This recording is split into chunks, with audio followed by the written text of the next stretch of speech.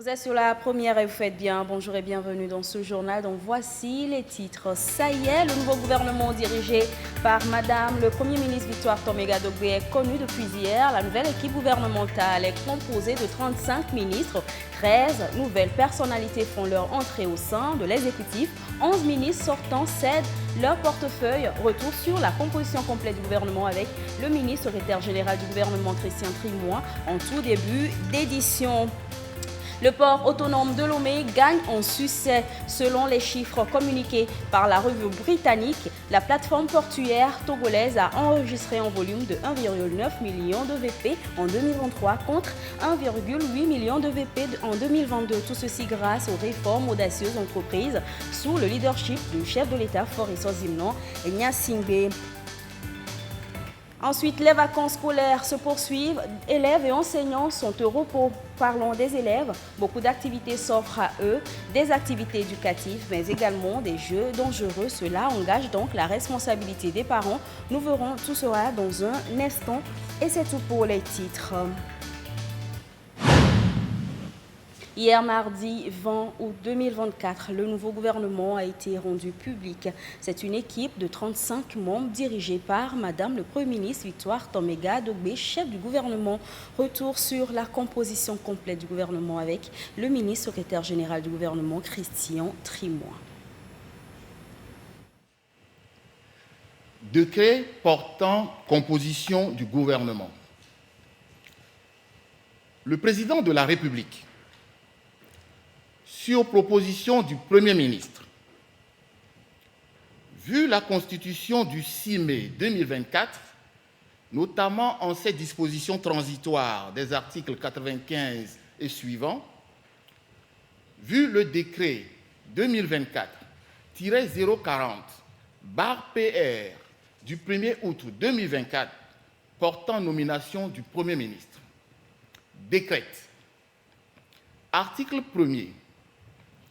Le gouvernement de la République togolaise est composé ainsi qu'il suit.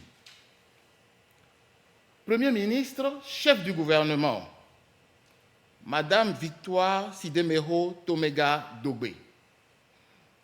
Ministre d'État, ministre des Ressources halieutiques, animales et de la réglementation de la transhumance, général Damham Yark. Au titre des ministres, ministre de la Réforme du service public, du Travail et du Dialogue social, M. Gilbert Bawara. Ministre de l'Économie numérique et de la Transformation digitale, Mme Sina Lawson. Ministre de l'Environnement et des Ressources forestières, M. Katari Folibazi. Ministre de l'Urbanisme, de l'Habitat et de la Réforme foncière, Madame Yawa Dibodi Tchegan. Ministre de l'Agriculture, de l'Hydraulique villageoise et du Développement rural, Monsieur Antoine Lekpa Begbeni. Ministre du Commerce, de l'Artisanat et de la Consommation locale, Madame Rose Kaï Muvedor Sambiani. Ministre des Travaux publics et des Infrastructures, Monsieur Sani Yaya.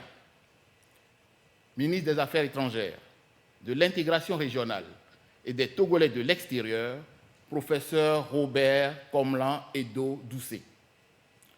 Ministre de l'administration territoriale, de la décentralisation et de la chefferie coutumière, colonel Rodabalo Awate. Ministre de la communication, des médias, de la culture, porte-parole du gouvernement, Madame Yawa Ahofa Kwigan. Ministre des enseignements primaires et secondaires, professeur Komlan Dodi Kokoroko. Ministre du développement à la base, de l'inclusion financière, de la jeunesse et de l'emploi des jeunes, Madame Mazamé Sor Assi. Ministre du désenclavement et des pistes rurales, Monsieur Bouraïma Kamfitine Tchédé Issa. Ministre de la Sécurité et de la Protection civile, colonel Calix Batossi Madjoulba.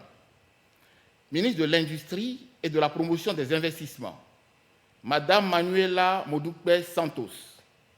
Ministre de l'Accès aux soins et de la couverture sanitaire, M. Jean-Marie Kofi Enoulé Tessi. Ministre de la Justice et de la Législation, garde des Sceaux, M. Mipam Nam Tchougli. Ministre de l'Eau et de l'Assainissement, Mme Maounyo Mila Ami Aziablé. Ministre des Droits de l'Homme, de la Formation à la Citoyenneté et des Relations avec les institutions de la République, Maître Pakom Yaovi Adjurouvi. Ministre des Sports et des Loisirs, Lieutenant-colonel Lidi Kitega Bessi Kama. Ministre de l'Enseignement supérieur et de la Recherche, M. Kanka Malik Nachaba. Ministre de l'Économie et des Finances, M. Essowe Georges Barcola. Ministre de la Santé et de l'Hygiène publique, professeur Tien Daré. Ministre des Mines et des Ressources énergétiques, M. Robert Kofi Messan Eclos. Ministre de l'Aménagement et du Développement des Territoires, M. Kwame Gomado. Ministre de l'Économie maritime et de la Protection côtière, M. Richard Bagbeboa Kangbeni. Ministre de l'Action sociale, de la Solidarité et de la Promotion de la femme, professeur Akosiwa Zinsou Klassou. Ministre de l'Enseignement technique, de la formation professionnelle et de l'apprentissage, M. Isaac Tiakwe. Au titre des ministres délégués, ministre délégué auprès du ministre des Mines et des Ressources énergétiques, M. Maoussi Kakati. Ministre délégué auprès du ministre de la Sécurité et de la Protection civile, M. Saad Mohamed Ouro Sama. Ministre délégué auprès du ministre du Commerce, de l'Artisanat et de la Consommation locale, professeur Kosivi Hunake. Ministre délégué auprès du ministre du Développement à la base, de l'inclusion financière, de la jeunesse et de l'emploi des jeunes, M. Abdoul Fad Fofana. Au titre des ministres à la présidence de la République, M. Pascal Akousoulelou Bodjona, M. Kokou Edem Tengue. Article 2.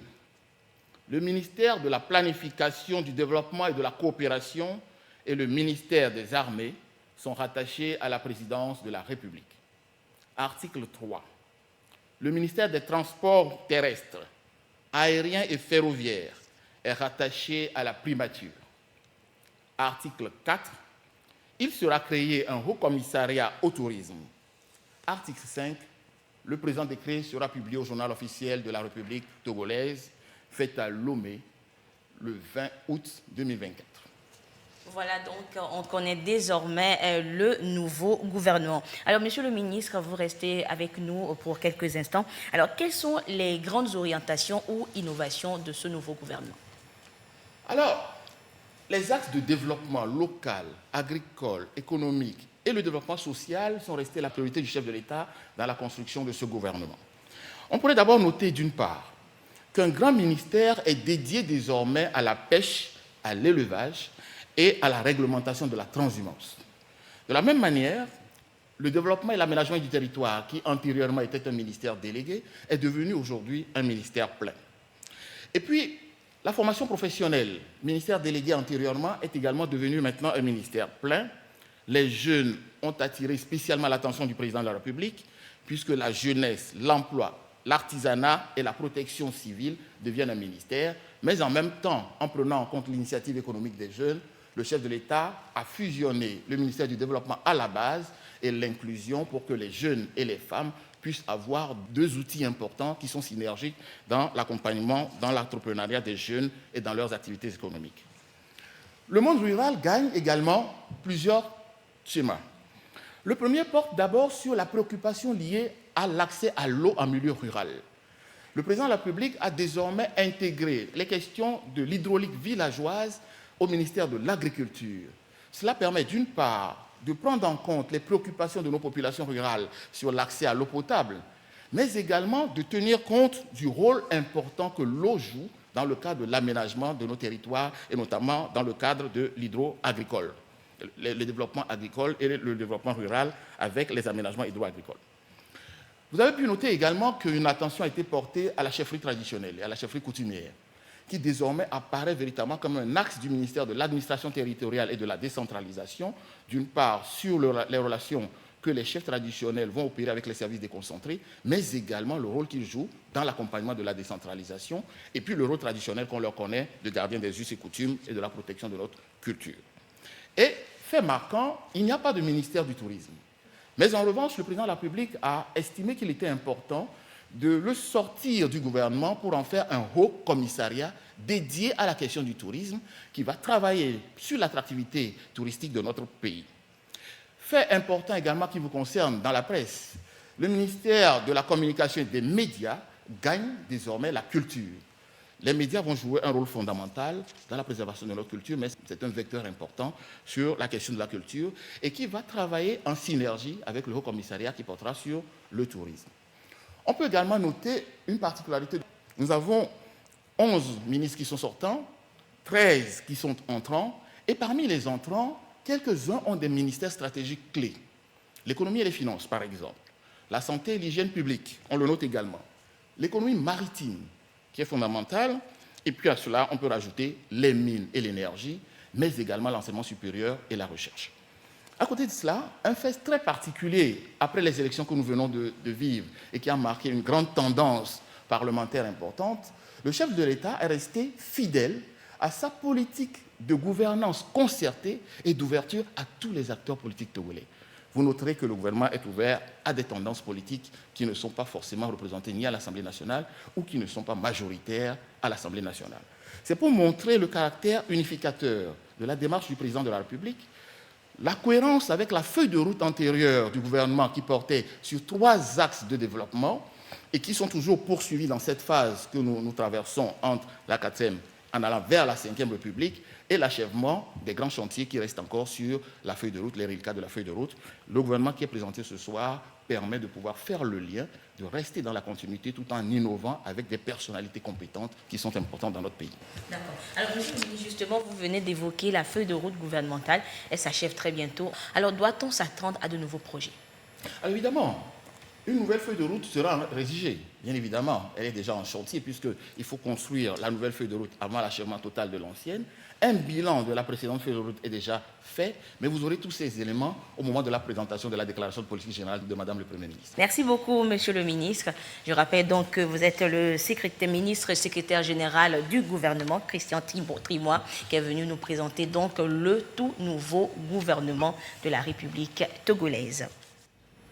Une fois la composition du gouvernement connue, des passations de services sont déjà annoncées pour aujourd'hui dans certains ministères. Il s'agit des ministères de la culture et de l'enseignement supérieur. Des cérémonies de passation de services que vous allez découvrir dans nos prochaines éditions. Le port de Lomé, de prouesse en prouesse, il vient de gagner une nouvelle place d'une année dans le classement des ports dans le monde. Tout ceci grâce à la hausse de son trafic. La plateforme portuaire togolaise a enregistré un volume de 1,9 million de VP en 2023 contre 1,8 million de VP en 2022, soit une hausse de 5% selon les chiffres communiqués par la revue britannique. Ce sont là des fruits des réformes audacieuses entreprises sous le leadership du chef de l'État Foreso Zimlonia Singé en vue d'améliorer, entre autres, la digitalisation des procédures douanières. Carmen Majiakapo. Le Togo maintient sa position stratégique de premier plan en matière de prestations portuaires dans la sous-région ouest-africaine. Selon le classement 2024 des 100 premiers ports mondiaux publié le 12 août dernier par la revue londonienne Lloyd's, le port de Lomé occupe pour la 4e fois consécutive le premier rang des ports à conteneurs en Afrique de l'Ouest et en Afrique subsaharienne avec un trafic de 1 091 000 équivalents 20 pieds. Cette plateforme place le Togo au 5e rang en Afrique après le port de Tanger-Med au Maroc, 8 61 000 équivalents 20 pieds, Saïd en Égypte, 4 44 000 équivalents 20 pieds, Durban en Afrique du Sud, 2 54 000 équivalents 20 pieds et Damietta en Égypte, 1 097 000 équivalents vapiers. Au plan mondial, le Togo occupe la 93e position devant des installations portuaires de renom telles que le port de Yeosu, Guangwang en Corée du Sud, Lázaro Cárdenas au Mexique, Southampton au Royaume-Uni et Shanzhou en Chine. Cette évolution constante témoigne du dynamisme et de la compétitivité croissante du secteur portuaire togolais et renforce sa position stratégique dans le commerce maritime international. Les prouesses du port de Lomé sont la résultante des réformes du secteur de l'économie maritime initiées par le président de la République, Faure Gnassingbé Gnassingbé, conformément à l'axe 2 de la feuille de route gouvernementale Togo 2025, qui vise notamment à affirmer la place du Togo en tant que hub logistique d'excellence et centre d'affaires de premier ordre dans la sous-région ouest-africaine. Ces efforts se sont traduits surtout par les réformes audacieuses réalisées ces dernières années pour la modernisation des infrastructures portuaires adaptées à tout type de navires, la digitalisation et la gestion automatisée du fret maritime, la sécurisation du convoi et l'allègement des procédures. Dans ce sens, le chef de l'État a procédé en mars 2023 à la mise en service de la deuxième phase de Lomé Contenant Terminal LCT, évaluée à 40 millions d'euros, soit 260 milliards de francs CFA. L'ouvrage a pour but d'augmenter la capacité annuelle de traitement des marchandises évaluée à 2 000 équivalents vapiers en prévision d'une croissance du trafic à 3 millions de conteneurs manutentionnés équivalent 20 pieds à terme. L'extension de l'infrastructure permettra de répondre aux besoins futurs de croissance des volumes attendus et de garantir la meilleure qualité des services fournis, de productivité opérationnelle globale et de fluidité des opérations de livraison et de réception des marchandises. Le port autonome de Lomé est le seul port naturel en eau profonde de la sous-région qui favorise le transbordement et sert aussi de relais stratégique, non seulement pour les pays de l'Hinterland, mais également pour de nombreux pays africains, notamment le long du golfe de Guinée. Les membres de la Commission nationale des droits de l'homme CNDH sont formés sur les règles et les principes de l'institution en plus des droits fondamentaux de l'homme. Formation initiée par le Haut Commissariat des Nations Unies aux droits de l'homme, HCDH. L'objectif de la formation, c'est de permettre aux membres de la CNDH nouvellement élus le 15 mars dernier à l'Assemblée nationale de relever les défis éminents à la défense des droits de l'homme. Le reportage de Immaculée Baoué Abalo à la voix de Ekwe Salah. La promotion des droits de l'homme ainsi que de ses défenseurs, la prévention de la torture et d'autres formes de traitements cruels, inhumains et dégradants, la promotion du droit et de l'action humanitaire. Des missions dont ces nouveaux membres de la Commission nationale des droits de l'homme ont la charge.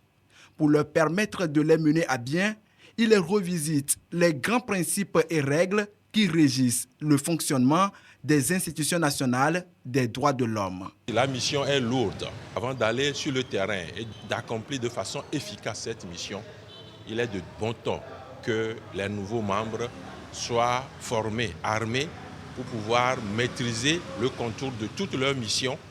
Nous allons parler de la mise en œuvre du mandat de la promotion de la protection, du mandat de la prévention de la torture, les techniques d'enquête, d'investigation, de rédaction de rapports, le plaidoyer et tous les autres thèmes qui sont utiles à la réussite de notre mission. Le chef de l'État fait du respect et de la promotion des droits de ses citoyens une priorité.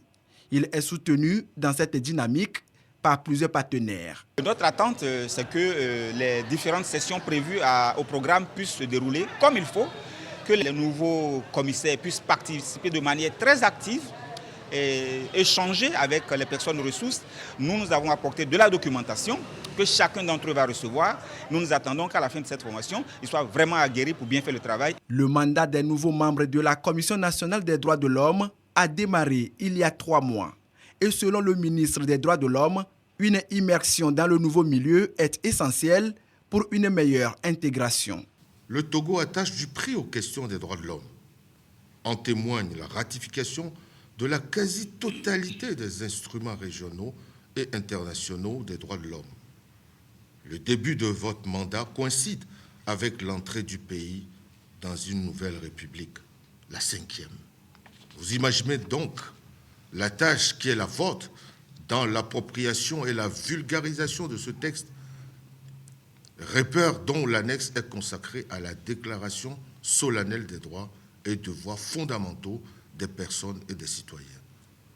Le gouvernement entend s'appuyer sur le rôle consultatif de la CNDH pour une jouissance effective des droits ainsi proclamés.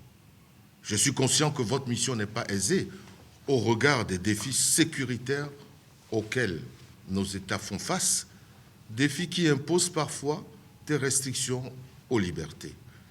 Mais je ne doute pas un seul instant de votre implication franche et sincère dans la recherche des dosages savants à même de maintenir un équilibre profitable à la paix et à la quiétude collective.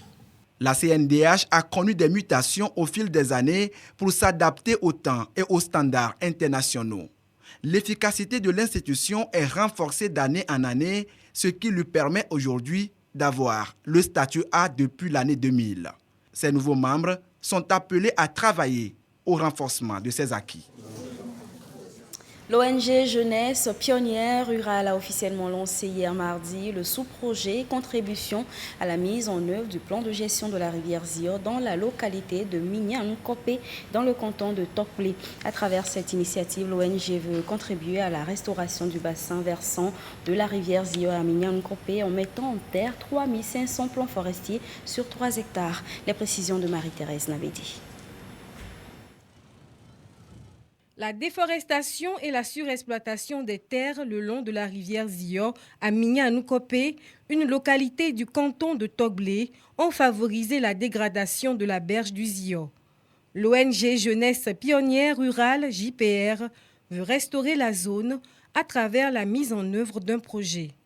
Le premier volet de ce projet consiste à mettre en terre 3500 plants forestiers sur 3 hectares et le deuxième à former les maraîchers de Minyan-Nkopé en technique de maraîchage biologique et fabrication de compost. Nous allons lutter contre l'érosion et également contribuer à la restauration de la berge à travers nos activités de reboisement. Il y a également l'appui que nous allons apporter aux coopératives existantes dans le milieu, dans leur activité génératrice de revenus. Au lancement officiel du dit projet, les premiers responsables de l'ONG JPR ont remis des équipements et matériels de production aux producteurs agricoles. Occasion pour le chef canton de Tokplé d'exprimer sa reconnaissance aux donateurs.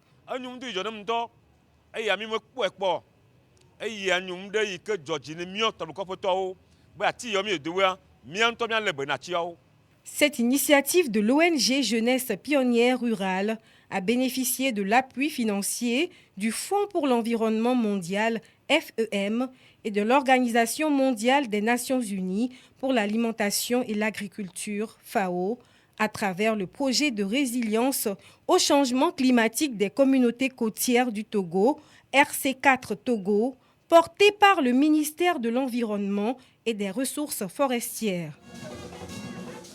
Ils font également partie de l'environnement. Les moustiques, connus de tous à travers le monde, sévissent surtout dans les zones endémiques.